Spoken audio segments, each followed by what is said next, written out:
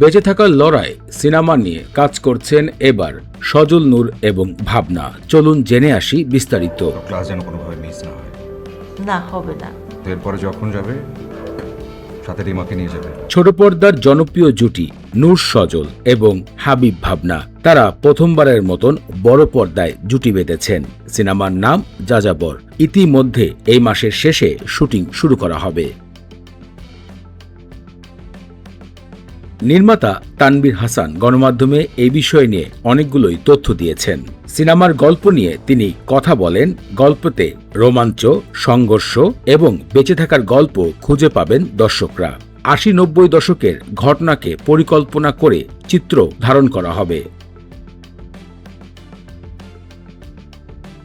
ছোট পর্দায় অনেকবারই একসাথে কাজ করেছেন নূর সজল এবং হাবিব ভাবনা, তবে বড় পর্দায় তারা প্রথমবার জুটি বেঁধেছেন। নির্মাতা মনে করেন এই চরিত্রগুলোর জন্য এই দুইজন অভিনেতা অভিনেত্রী একদম পারফেক্ট হিসেবে কাজ করতে পারবেন।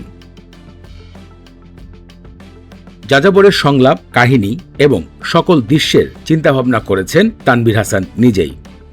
সিনেমাতে সজল এবং ভাবনা ছাড়াও অভিনয় করছেন বাংলাদেশের খ্যাতিমান ফজলুর রহমান বাবু এবং শহীদুল জামান সেলিম।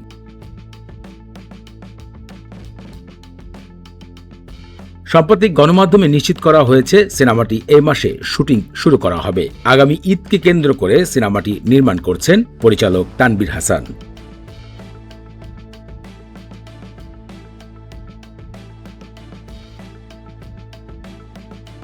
মহাভারত অশুদ্ধ হয়ে যাবে শুনি। ঠিক আছে, আজকে যাবার দরকার নেই, কিন্তু এরপর যেন কখনো এমনটা না হয়।